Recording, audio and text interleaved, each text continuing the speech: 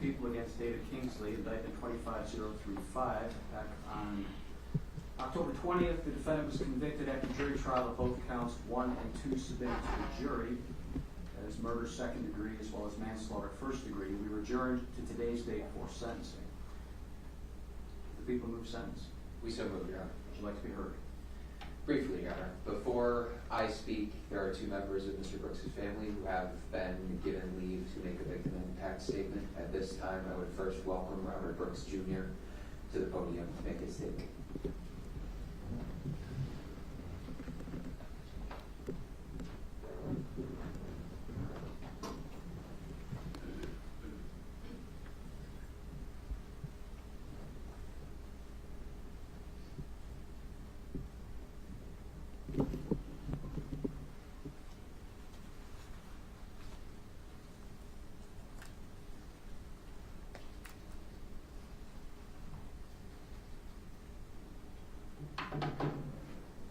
Thank you. Last December, I watched you beat my father to death on camera. You showed my dad no mercy at all. You treated my dad like he was an object and not a human. Watching your actions on camera felt like I was stuck in a horror movie and you guys were the monsters. I felt broken and there was nothing I could do.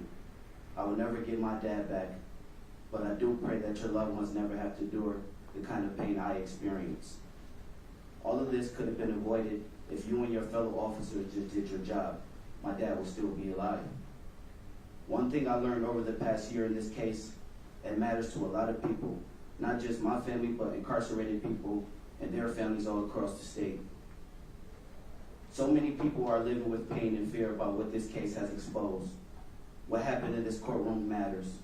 So I pray that the courtroom imposes a sentence severe enough to tell correctional officers that they cannot treat incarcerated people like animals. And I pray that this court imposes a sentence severe enough to tell incarcerated people that their lives matter. Thank you.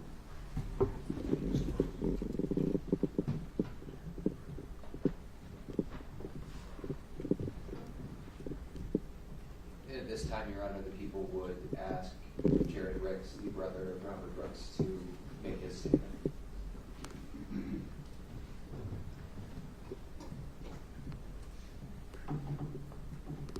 Good morning, Judge Bauer. As I've sat in this courtroom over the last year and listened to the evidence Mr. Fitzpatrick and his team have presented, I appreciate the care and attention you've given to the facts and the law in this case. As you previously stated, the number of lives that have been directly affected by my brother's murder is unthinkable, and I couldn't agree more. Life, liberty, and the pursuit of happiness are the inherent rights declared by our founding fathers and to be protected by governing bodies. As you know, life comes first in that statement. It is my understanding that once you are deemed an incarcerated individual, you must forfeit certain civil rights, but life is not one of those. Unfortunately, my brother was taken before he finished serving his debt to society, and his right to liberty and the pursuit of happiness can never be restored. Imagine how vigorously a man would pursue happiness upon a joyful, long-awaited homecoming from prison. My brother will never be able to experience that. I've been searching for happiness since I've got the news, and I think I'll be searching for it for quite some time. I wouldn't wish this trifecta on Mr. Kingsley or his co-defendants or anyone. I ask that Mr. Kingsley receive a sentence that fits his key role in my brother's brutal killing, and also his inability to take responsibility for his actions. I can't say I respect the men that stood behind that podium last month and accepted their 22 years, but I will say taking responsibility is a step in the right direction. My brother used to say to err is human, to forgive is divine. For us, forgiveness will take a long road. Just like the path through grief and the trudge towards justice, today I hope justice is served.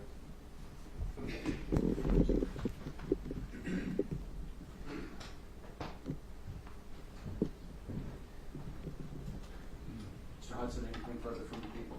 Yes, Your Honor. As always, there really isn't much more that we can add when it comes to the loss that the Brooks family suffered. That's their province. That's what they understand. What we are here to talk about, and what I'm here to talk about now, is the taking, the way in which they suffered that loss. Now, the facts in this case are clear, and they always have been. From the very beginning, this case has always been about the video. It's been about what that video showed. And it showed Mr. Kingsley from the very beginning, one of the first images we all saw when the media released those videos of Mr. Kingsley carrying Mr. Brooks's feet as he was face down, arms up behind him, blood already on his face as he got dragged into that infirmary and as he got thrown on that gurney where he would spend most of the last conscious moments of his life. But that was not Mr. Kingsley's only involvement. We've been adamant from the beginning of this case. This is not a one-injury homicide.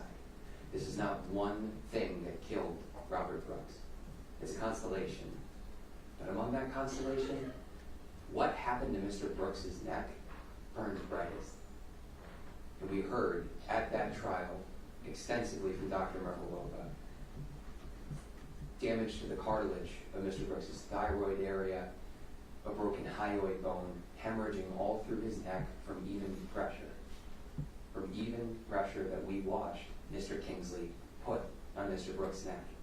As in his entire 300-pound frame, he lifted a 140-pound restrained man off a table by his throat. For no reason. None. That's where that damage came from. But even then, when Mr. Brooks hit the table again, after Mr. Kingsley lifted him up, after he wrenched him by his neck, Mr. Brooks was still alive. He was still somewhat with it. Until Mr. Kingsley and Mr. Anzalone held Mr. Brooks against the wall for 4 minutes while he went limp, while he was doing nothing, while clearly the life was leaving him. And still Mr. Kingsley held him. Now, Your Honor, we don't always ask for the maximum as a matter of course in trial cases. We don't. It's not our office's policy. It's not Mr. Fitzpatrick's, Mr. Woodfork's. It's not mine. We ask for the appropriate, just sentence. And in this case, there were already other major players here who have been promised 22 years in prison. The major difference between Mr. Kingsley and them is not that Mr. Kingsley took his chances on trial. That was his right. The difference is that Mr. Kingsley made Mr. Brooks's family sit in a courtroom surrounded by people they didn't know and watch somebody they love die. And watched his face as blood was pouring down it, as the air was failing to reach his brain. And they were left dealing with that because of him. Because he alone, of every major player who inflicted horrible injuries on Mr. Brooks as he was helpless and he was in their care, he alone insisted on not taking responsibility for what he did. And it's for that, Your Honor, for that horror that was inflicted on Mr. Brooks's family over and above Mr. Brooks's death, that we are asking this court to impose the maximum sentence allowed by law of 25 years to life on murder in the second degree and 25 years in manslaughter in the first degree. Thank you. Thank you, Mr. Hudson. Mr. Niebusch, would you like to be heard? Yes, Your Honor. First, I'd like to, I've been unable for the past year to send my personal condolences to the Brooks family. And I do send my regards and sympathies to them. I think during this trial and my representation of Mr. Kingsley for the past year, I've gotten to know him and his family on a personal level. I don't need to go through the personal characteristics now, as Your Honor has read through the approximately 30 character letters that I provided to the court.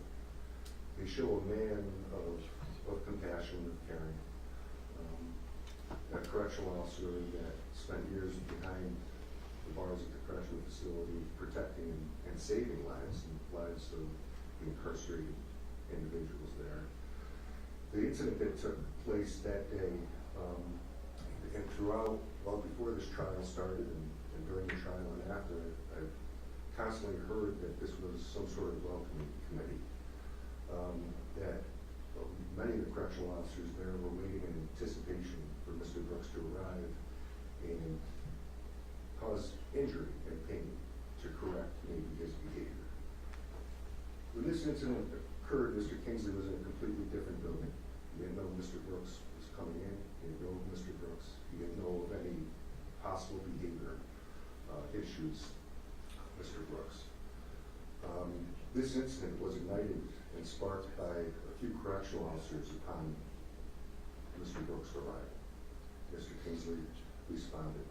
And I think that's important because Mr. Kingsley was not indifferent to Mr. Brooks' life. And if he were part of that welcoming committee or the people that ignited this, then that may show that depraved or indifference to Mr. Brooks' life. And I think what shows that the most is after this incident, and the video wasn't showed during the trial, but when Mr. Kingsley learned that Mr. Brooks was not responsive because of medical reasons, he was the first to perform CPR.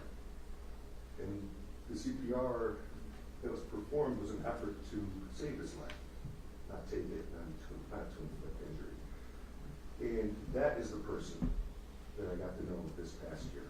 The person that cares and the person that tries to help and the person that tries to save lives. Unfortunately, this incident was sparked and ignited by a few other officers and responding officers that knew nothing of Mr. Brooks were caught up in that. And I think that should be taken into consideration in sentencing Mr. Kingsley. And I hope Your Honor has taken into consideration all the character letters that are provided and those two specific facts that were drawn out during the trial. And we ask that you sentence Mr. Kingsley to 15 years of his life. Thank you, Mr. Niebusch. Mr. Kingsley, is there anything that you would like to say prior to being sentenced? Yes, sir. Much like Mr. Niebusch here, I'd like to express my sincerest condolences to the Brooks family for the tragic loss that they suffered. I know nothing I say or do can ever change that outcome. I understand that. All of the events that happened over the last 3 days of Mr. Brooks' life should never have happened. Every single incident was senseless. Nonetheless, I would like to offer my heartfelt apology to the Brooks family. I am so sad to think that any action of mine that gives them timely death, words cannot express how truly saddened and heartbroken I am that I was involved in such a tragic event that took someone's loved one from them.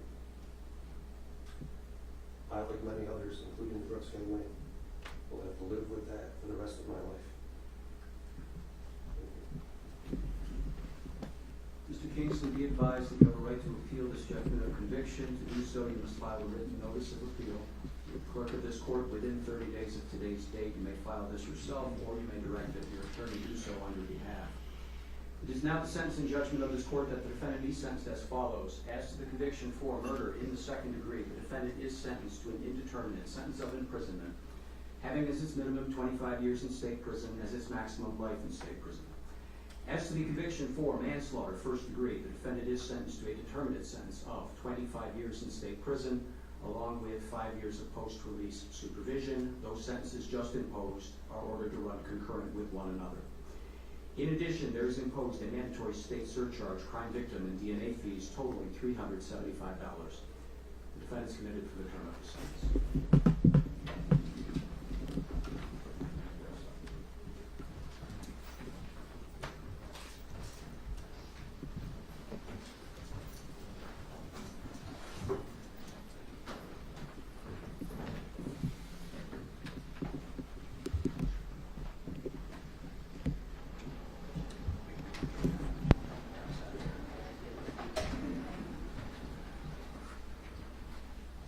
Fisher.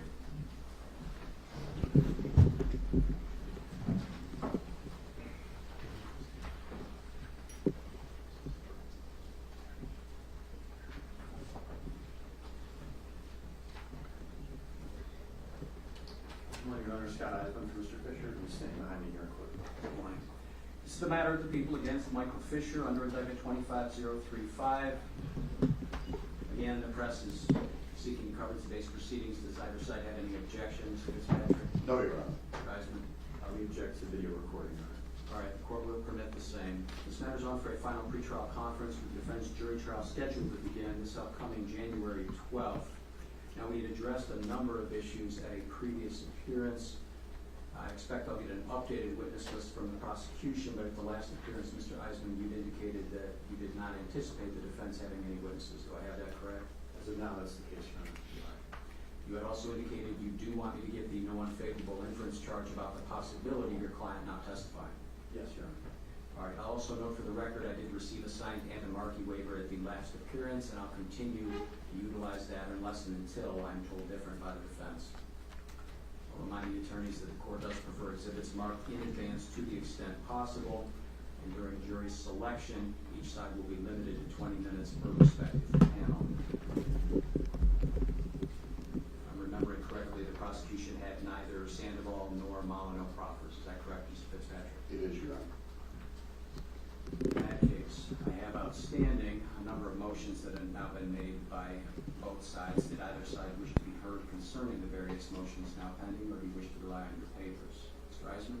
Your Honor, there's one clarification I'd like to make with my most recent motion, which was a renewal of some general issues. In paragraph 47 of my most recent affirmation, which had to do with the motion to strike the portion of the amended bill of particulars, there was a reference to Docs Directive 4944 and the requirements of whether it addressed medical obligations on the part of Docs officials. That, and the people took issue with that and pointed out that the directive does provide certain circumstances where medical attention should be required as part of the employment directive. The intent of that paragraph should be read with the preceding paragraph. The intent was to argue, consistent with my prior arguments, that there is a statutory obligation to provide medical care, and that was the thrust of the argument. And I asked that the court consider that paragraph in that respect, and not for any general statement that there is no larger employment directive under 4944 to provide medical care. Beyond that, Your Honor, I'm happy to answer any questions that the court may have, but otherwise trust in my papers. All right. Mr. Fitzpatrick, anything that you wanted to add in addition to the responsive papers that were filed with respect to the defendant's motions? No, Your Honor, we'll rely on our papers. And then with respect to the motion eliminated as filed by the prosecution, you'll rely on your papers for that as well? That's correct. Do you want to be heard in opposition to that? No, Your Honor, I filed the response and so forth. All right then. As to the outstanding defense pretrial motions, the defendant's motion to dismiss count 5 is denied. The defendant's motion to strike the People's Amended Bill of Particulars reference to failure to provide medical assistance, that is also denied. The defendant's motion for release of the grand jury instructions in this case is denied. As to the defendant's several remaining motions in limine, the various motions for severance or which were otherwise related to a joint trial are denied as now being moot. The remaining motion to preclude evidence of a duty to intervene is denied. The motion to preclude evidence of plea agreements of cooperating witnesses is denied in part, granted in part. The people may make reference to the existence and general terms of such agreements, but they should avoid any improper bolstering testimony. For example, that the witness has to tell the truth or face a harsher sentence in testimony of that nature. As to the prosecution motion to preclude defense arguments that may be seeking jury nullification, that motion is denied at this time, as I am not going to preemptively tell the defense how they may choose to approach their case. However, that is with the expectation, as indicated by Mr. Eisman in his response, that he understands his ethical boundaries and will not tread into such territory. I will address any such issues as they may arise.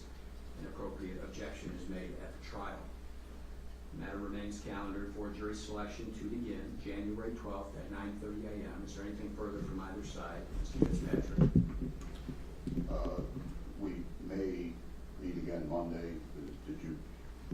Should I hear from counsel that that's necessary, I will calendar the matter for Monday. Right. Did you have anything else, Mr. Eisman? No, Your Honor, thank you. Very good. And I'll see you all on January 12th unless I hear otherwise. Thank you. Judge, I apologize, Judge. I'm going to end, Mr. Eisman. we chatted yesterday by email. I'm giving him a general order of proof and witness list, exhibit list. As in the last trial, well before January 12th, he'll have our order of proof as well as a copy of our exhibit list. I appreciate that. That certainly helps everything move along more smoothly. You can forward the same on to me. I appreciate it as well. You got it, Judge. Has a copy for me?